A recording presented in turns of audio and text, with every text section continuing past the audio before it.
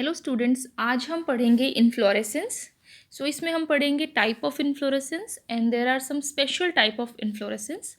So in this article we will discuss the inflorescence in plants, type of inflorescence and special type of inflorescence. So first is what is inflorescence. Inflorescence क्या होता है? तो inflorescence होता है the arrangement of flowers on flower axis. जो flowers के arrangement है flower axis पे, तो ये अलग अलग तरीके से इनके अरेंजमेंट होते हैं. तो इसको हम बहुत से अलग अलग हेड्स के अंदर स्टडी करते हैं. So come to the inflorescence, it is just simple arrangement of flower on flower axis.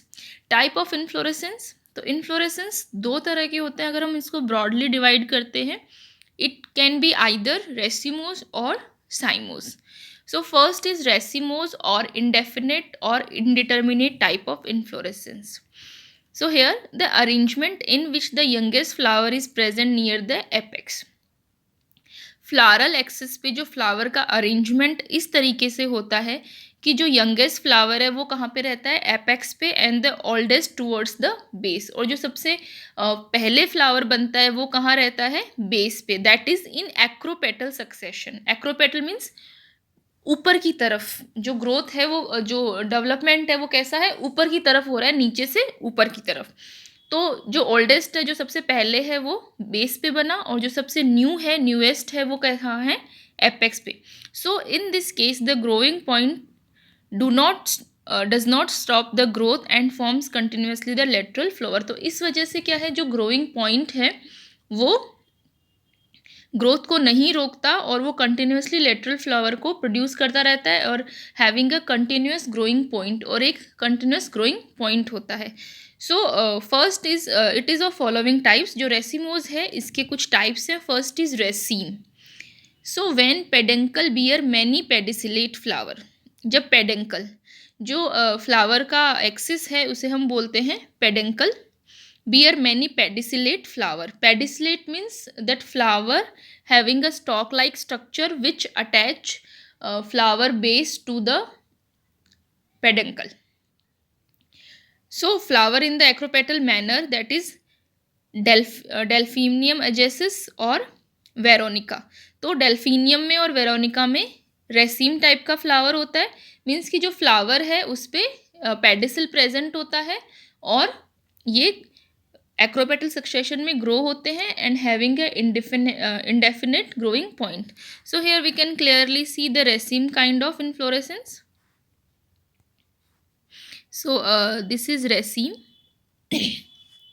So the rounded portion showing the flower, and the stem like structure, the stalk like structure which attach flower to the peduncle is called pedicel. So this is raceme type.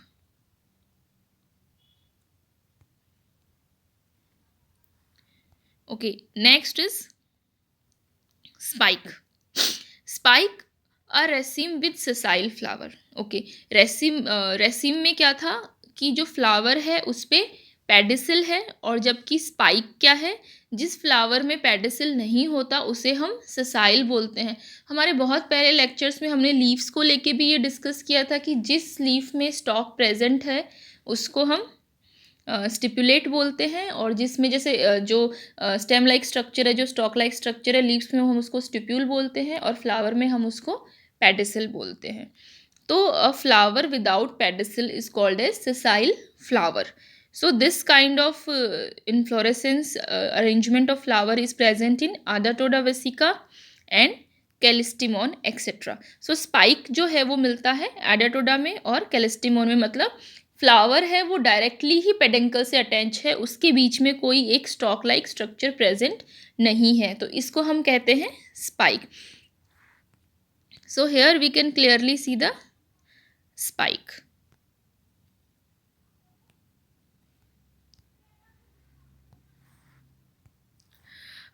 So here is spike. This one is spike.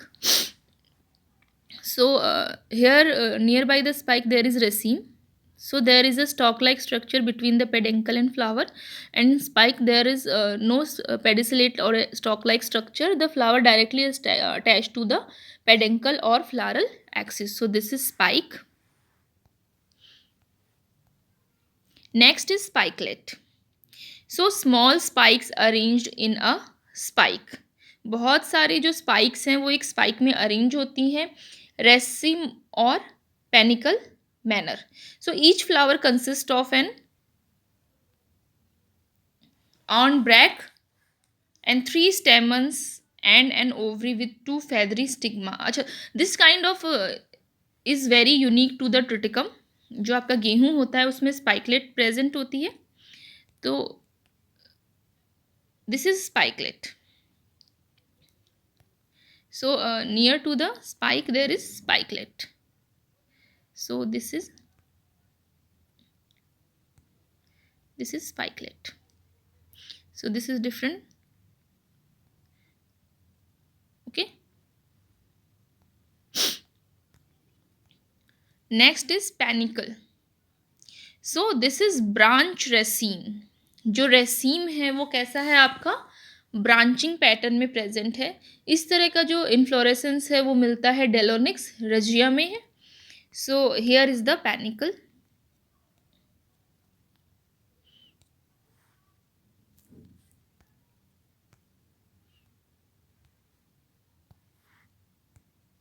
So this is panicle.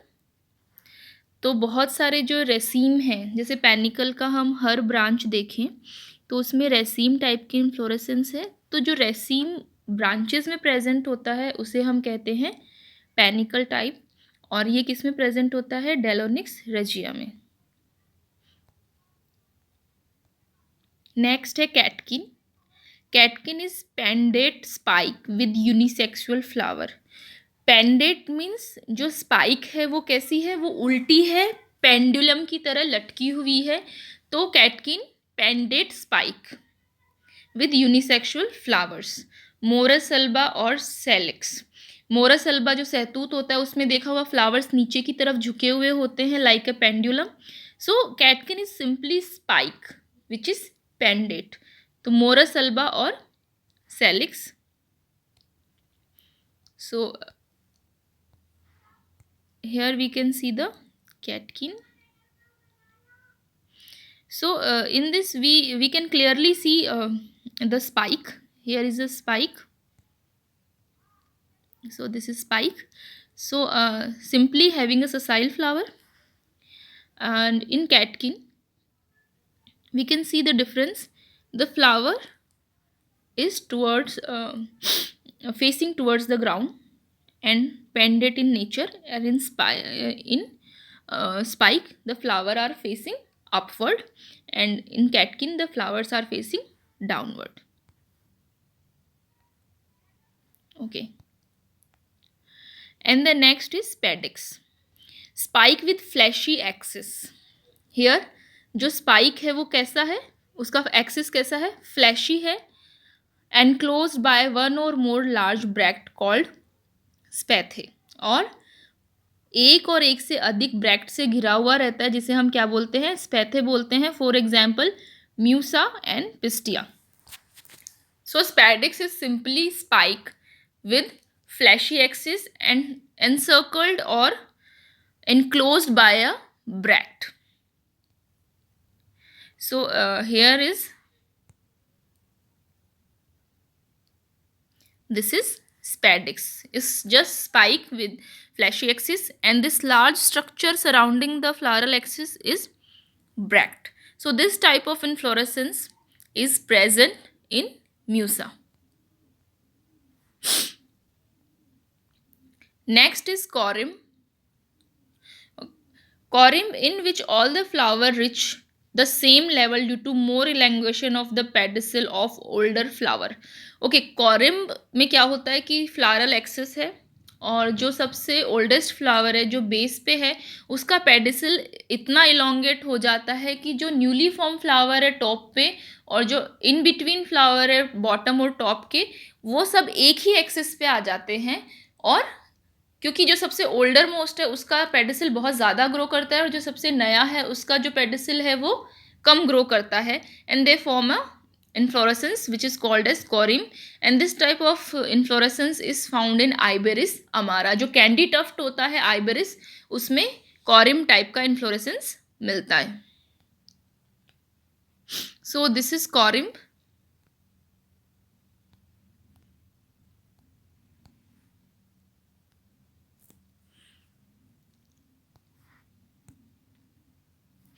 So this is corym, and we can clearly see that all the flower are on same axis. जो flower हैं एक ही axis पे हैं, and we can clearly see the oldermost have the longest pedicel and the uppermost have the smallest pedicel, and all the flower arrange in a single axis. So एक ही same level पे आ गए सभी flower. तो इस तरह के जो inflorescence है उसे हम बोलते हैं कॉरिम्ब, और ये पाया जाता है आपका आइबेरिस अमारा में.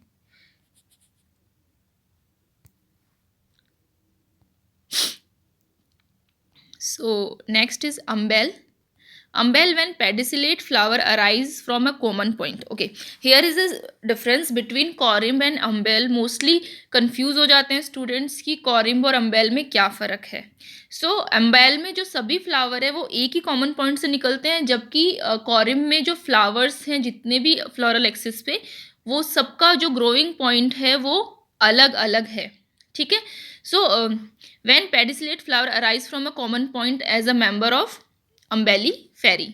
तो इस तरह का जो इन्फ्लोरेसेंस है वो किस में मिलता है? umbelliferae में. Okay, so here is umbel. So we can clearly see all the flower arise from a common point and form a umbrella like structure, and this type of inflorescence is present in member of umbelliferae, better known as Apiaceae. Or here is a corymb. We can clearly see the difference. So in corymb, all the flower have different origin point and reach height as at the same level. जब तक एक ही level पे नहीं आते तब तक इनका जो पॉइंट है वो ग्रो करता रहता है, जबकि umbelliferae में वो एक कॉमन पॉइंट से निकलते हैं और एक अम्ब्रेला टाइप की स्ट्रक्चर बना लेते हैं. So this is the difference between the corymb and umbel. Next is capitulum head. When numerous small sessile flowers are aggregate to form a dense inflorescence, as in member of Compositae and Asteraceae. Okay, here इसमें क्या होता है कि जो जो floral axis है और जो पेडिंकल है वो कंप्रेस हो जाता है, और एक हेड लाइक स्ट्रक्चर बना लेता है, और उस पर बहुत सारे सेसाइल फ्लावर प्रेजेंट होते हैं. तो इस तरह के, इसलिए हम इसको बोलते हैं कैपिटुलम और हेड टाइप ऑफ इन्फ्लोरेसेंस, और ये मिलता है कंपोजिटी और एस्टेरेसी फैमिली में. So here we can clearly see the head or capitulum. So the floral axis is so much compressed and all the sessile flower are present on the top of the head. So this is capitulum head. Okay, so this type of inflorescence is present in the Compositae and Asteraceae family. So this is all about the racemose type of inflorescence. So we have 9 type of different racemose inflorescence: raceme, spike, spikelate, panicle, catkins, padix, corymb, umbel, and head or capitulum.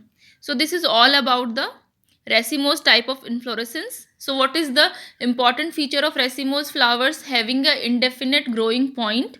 वो through out grow करते रहते हैं, उनका जो growth है वो रुकता नहीं है. तो इस तरह के इन्फ्लोरेसेंस को हम बोलते हैं racemose type, and it has 7 different type of inflorescence, means have 7 different type of floral arrangement on floral axis. Thank you.